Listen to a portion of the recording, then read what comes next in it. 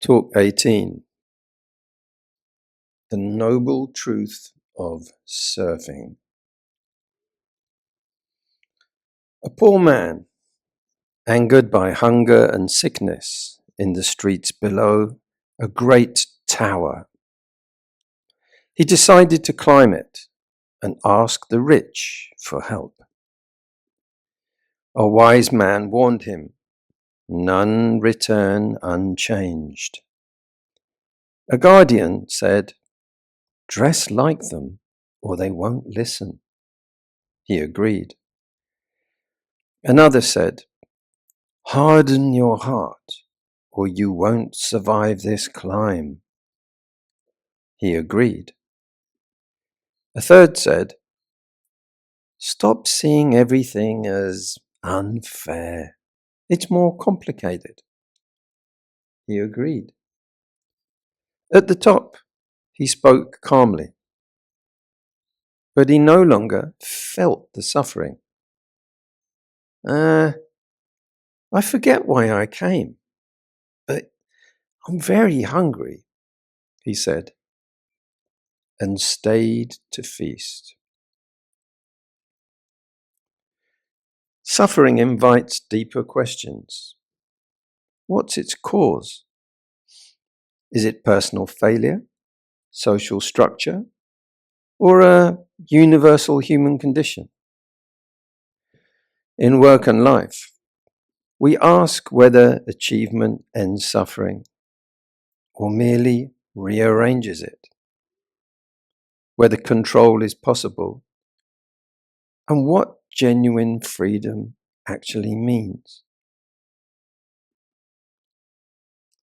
In the Philippines, often a family cannot afford hospital bills. I would often discuss their problem with the welfare department of the hospital, and they were expected to repay the bill over time, but they had to write or sign something called a promissory note, where their property was held as collateral until the debt was repaid. A promissory note. One of the families told me they had given the hospital a I promise, sorry note, not a promissory note.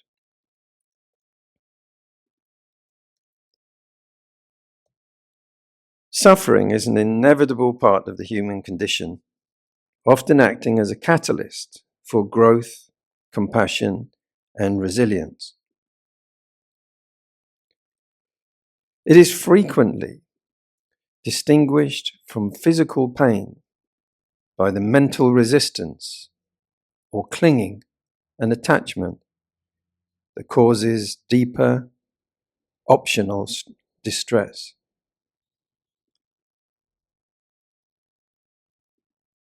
The handful of salt story. A man was angry about life's unfairness. Buddha asked him to put salt in a cup of water and drink it. Meh, too salty.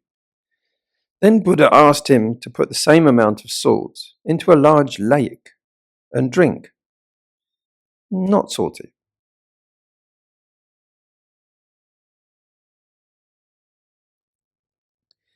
The lesson: expand your mind, the lake, so life's troubles, the salt, don't overpower you. Siddhartha, before becoming Buddha, saw an old man, a sick man, and a dead body, realizing that suffering, salt, is inevitable for everyone, which drove him to seek liberation of expanding his mind.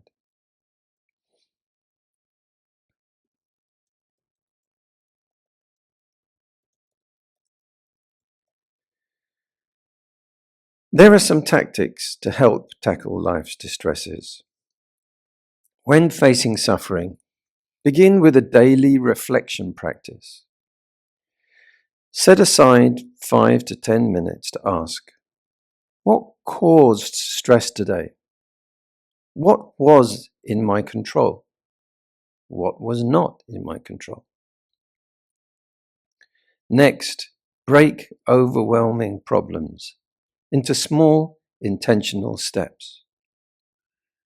Focus on one clear action rather than the whole burden. Finally, use mindful breathing throughout the day. Slow, steady breaths anchor the body, calm reactivity, and create space between pain and response, allowing wiser choices to emerge gradually.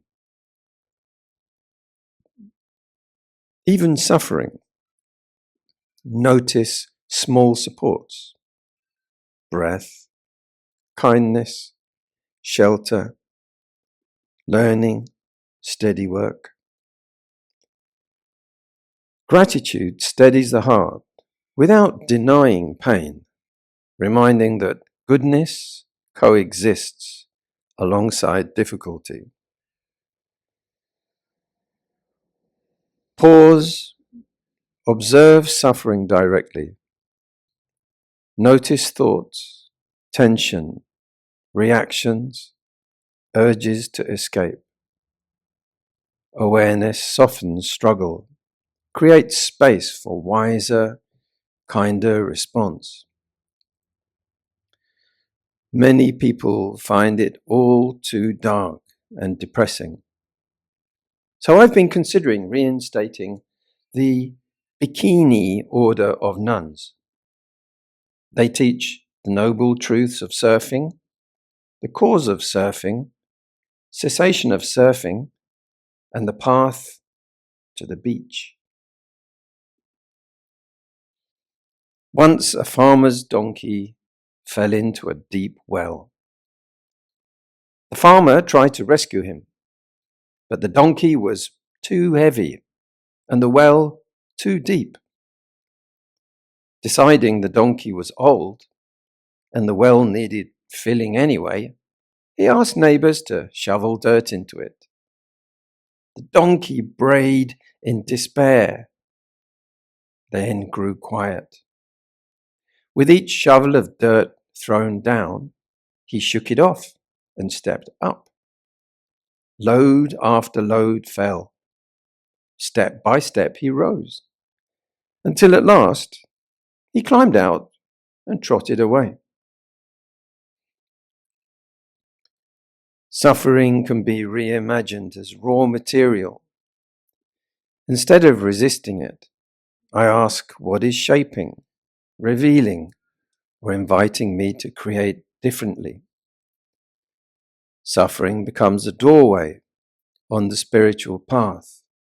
It exposes attachment, humbles ambition, and redirects purpose toward compassion, service, and deeper inner freedom. To make it all more positive, here are some freshly revised precepts. 1. I undertake the precept to refrain from killing conversation, like asking if you are a vegetarian. 2. I undertake the precept to refrain from stealing the limelight and the attention. 3. I undertake the precept to not abuse sensual pleasure, like putting chili sauce, anchovies, and also candies, such as Turkish delight in talcum powder, out.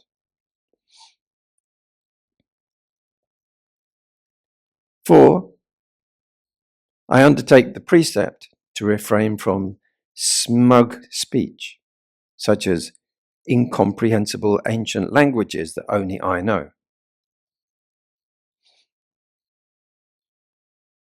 And fifthly, I undertake the precept to refrain from intoxicating self-righteousness and moralizing people who drink 3-in-1 instant coffee.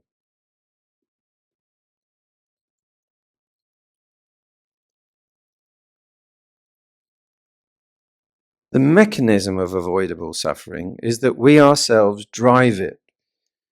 with interpretation and feed it with attention and unmindfulness. These sufferings are unnecessary. Changes in mind can deeply affect our own experience, even of very challenging and so-called negative events. A wealthy father's son left home and wandered for years in poverty, convinced he was worthless.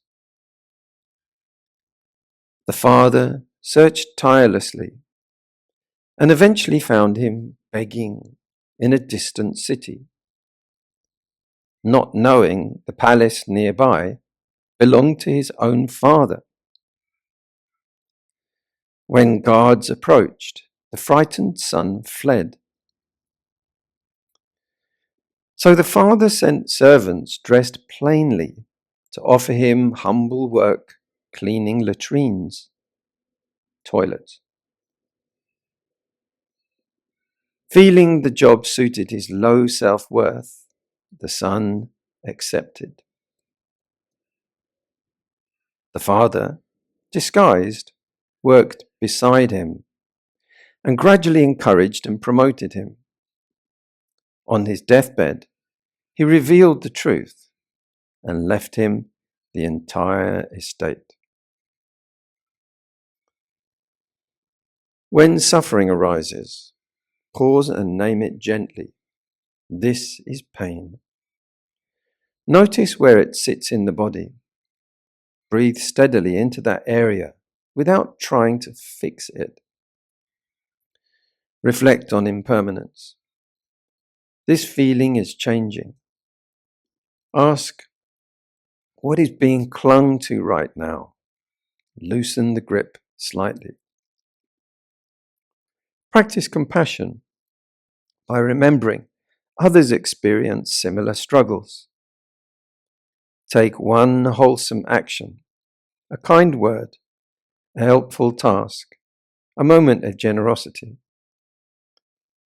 Return daily to ethical living, meditation, and wise reflection to steadily reduce the root of suffering.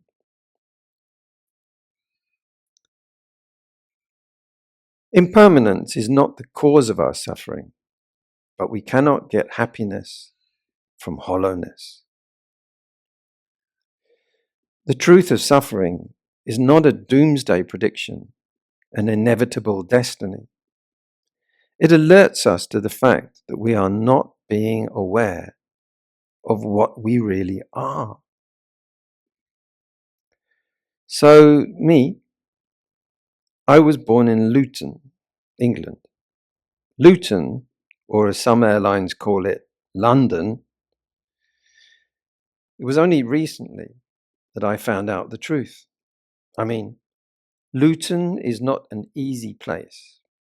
I recently discovered that, in fact, yes, I am Luton intolerant. Since the Bodhisattva studied under a Brahmin who knew a spell that made jewels rain from the sky, he was captured by bandits. The teacher was warned not to use it. Impatient, he cast the spell anyway. Treasure fell from the sky. Greed followed. Rival thieves slaughtered one another over the riches. At last, only two remained. One killed the other, and then, celebrating, died from poisoned porridge. When the Bodhisattva returned, he found two corpses and treasure scattered all around. He reflected that, selfish gain breeds ruin, and he used the wealth for generosity instead. When you think about destiny or fate, do you feel passive or responsible?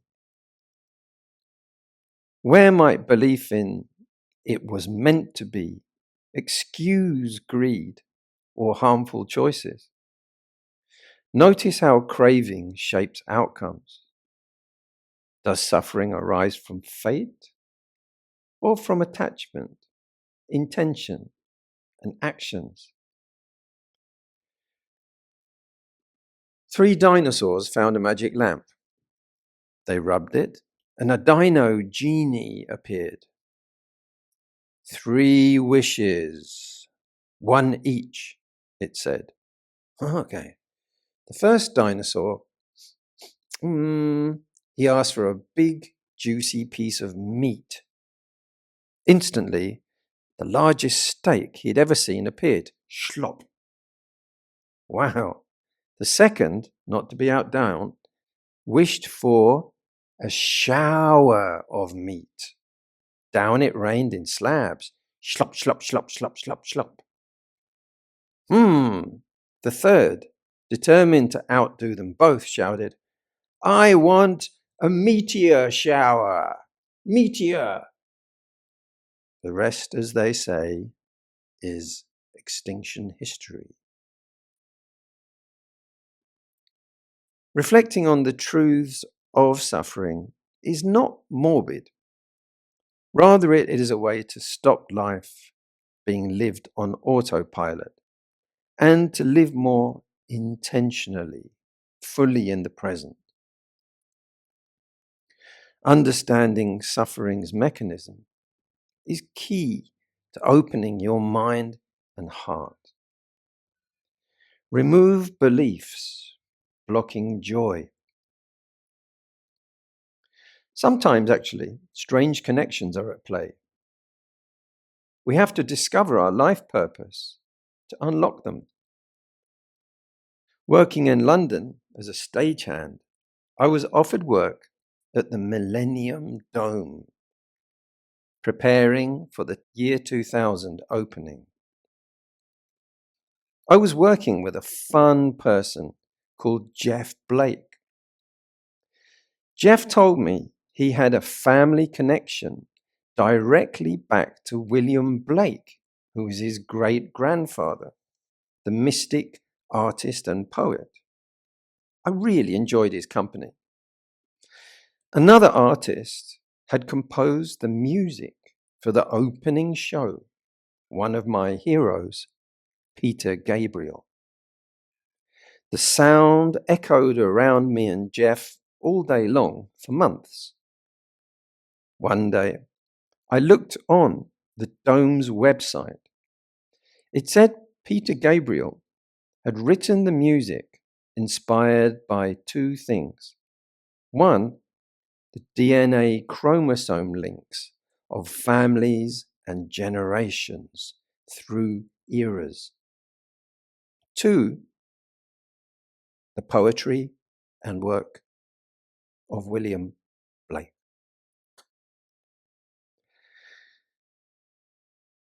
Every day, take a pause and consider how unpredictable many connections you experienced were. Those people's lives. Was there a higher connection, a higher truth at play? Every day, note that Devas and Bodhisattvas are always guiding us, assisting us, listening to us. Every day, take time to listen and connect to your higher purpose. Every day, practice letting go. Letting go of too much fear-based reasoning, not enough divine intuition. Every day, respect the triple gem, Buddha, Dharma, and Sangha, teachers and parents. Reflect like in Dhammapada, verse 197, that indeed we live very happily, not hating anyone, among those who hate. Among men who hate, we live without hating anyone. Not striving for sensual pleasures, among those who strive for them. We live without striving.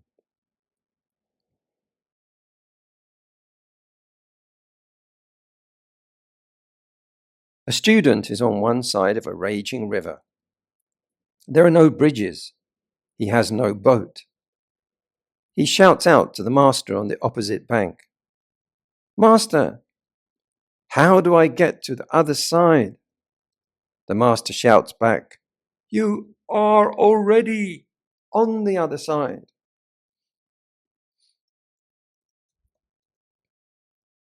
I once was lost in blazing sun among tall, thorny bushes in Sri Lanka. There was one tall, dead tree, and I hoped for a view from it. Winding closer, a small animal rushed off. I thought it was a pig. I kept going. Then a large elephant, alarmed, crashed away into the bushes. I reached the tree. Flattened, dry grass circled it, a baby elephant's resting place. I had walked straight into that baby elephant and the mother's home. Suffering was not in the jungle. It was in my blindness and restless ambition. Where does suffering truly arise? In changing conditions, or in our insistence they stay the same? With so many losses and uncertainties, what steadies the heart? Perhaps refuge lies in practicing Dharma honesty and walking with a sangha that helps us suffer more wisely. I was retelling the elephant nest incident while in Colombo City at a family gathering. When I got to the part about the mother elephant, the rather large lady of the house had begun to stand up, looking somewhat upset. I had continued until I got to the part, and there I was in the living space of the mother elephant, and with a huff and a trumpet, the lady stomped into the center of the room, believing I was actually referring to her. Her husband had to calm her down and reassure her. What is happening is this. Among nesting, protective beings, we intrude. We seek freedom. The pull between solitary exploration of the unknown and the comfort of the known creates tension. We must exist somewhere, yet existence strains against itself, seeking light, coolness, and safety in a hot, thorny wilderness. At that same location in Sri Lanka, the kuti I stayed at was a 20-minute walk through hot sand tracks to the ocean. Pathways wove through bushes and trees, and it was easy to get lost. To help, I took yellow electrical tape and put markers on key branches there and back. One day, the markers were gone. At the ocean, there was a pile of broken branches with yellow tape on them. One of the elephants hadn't liked my idea. To walk these tracks, the sun was fiercely hot. I covered my head with my folded robe for shade, seeing only the track in front of me. Step, step, step. Ngah! I nearly stepped on a wild elephant, sleeping in the path. There is something humbling about realizing 5 tons of wilderness does not recognize your improvements.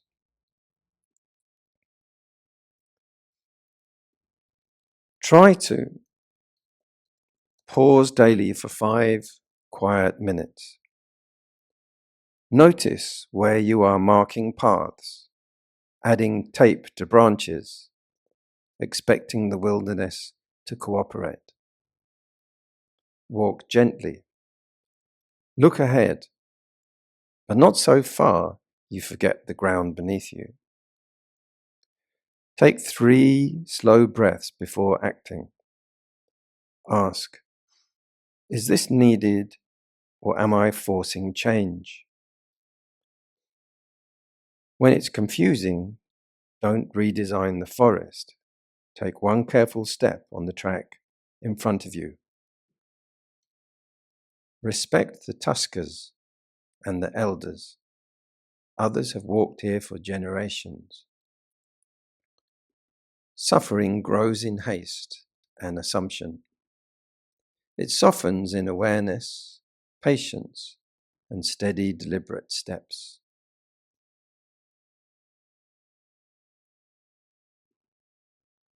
How often do we wander like the lost son, convinced we are small, unaware of what already surrounds us?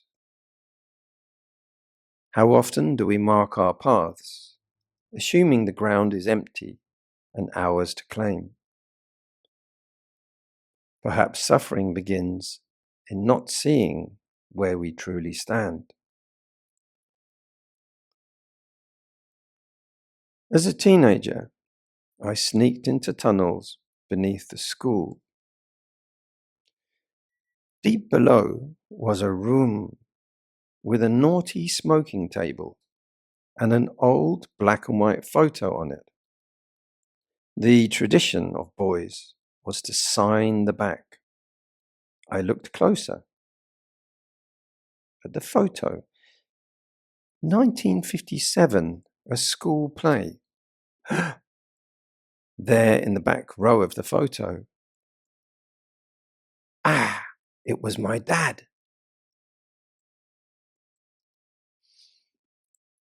Suffering is like a tightening knot. We can pull harder and make it worse. We can ignore it and let it happen. Or we can loosen it slowly, strand by strand. Suffering is like a fire. We can feed it, we can fear it, or we can understand what gives it fuel. Suffering is like carrying a heavy bowl of water. The tighter we grip, the more it spills. The steadier the hands, the calmer the surface. Suffering is quicksand. Stillness steadies. Struggling sinks. Gentle, steady movements bring release. Of course, as monks we get showered with food. There is a great danger of politely agreeing to it all. Most of my beloved and kind-hearted Theravada teachers were very round and overweight. That's how they got their name, the Tubbies. Suffering is like being caught in a current. The more we thrash, the more exhausted we become. The more we fight the water, the stronger it feels. Grip too tightly, and balance is lost. Panic feeds the force against us. But when we stop struggling, float, and move with understanding, the current loses its power. What seemed overpowering was intensified by resistance. How does it work? Notice how our behavior has been affecting the suffering here. There are patterns behind it. It's one of the ways suffering increases suffering. Then it maintains itself by bringing up fueling thoughts and ideas to support it. A furnace with shovels and stacks of fuel. Look closely. It is going round in circles. We can face suffering, one suffering at a time. We like to ignore suffering's existence. It is coming soon. The more we wake up and accept suffering's truth, less escape, less avoiding, the better. Get real. By accepting reality, we can learn to solve problems. By avoiding problems, by giving up, we only get weak and overcome by events when they arrive. We can master the ocean of samsara by experience through mindfully learning to be in life joyfully. Remember this noble truth. Yes, all life has avoidable suffering, but that the art of life is surfing, the noble truth of surfing. Let go, let it be, don't attach to it. Suffering comes in waves. We like to ignore suffering's existence. It is coming soon. The more we wake up and accept suffering's truth, less escape, less avoiding, the better. Get real. By confronting the waves of reality, we can learn to ride them. By scrambling sideways, we crash. By falling asleep on the beach, we only get weak and tumbled by events when they roll in endlessly. Because things change, growth is possible. Because people shift, relationships stay alive. Because nothing fully satisfies, we are freed from endless chasing. Suffering grows from clinging to control and permanence. When we expect movement instead of stability, life becomes workable, not threatening. So I'd like to end this talk with wishing you well. My gratitude and appreciation for your kind attention. May many of you attain the peace of Nibbana and be free from all avoidable suffering and harm. May you all be peaceful, happy, safe, and well.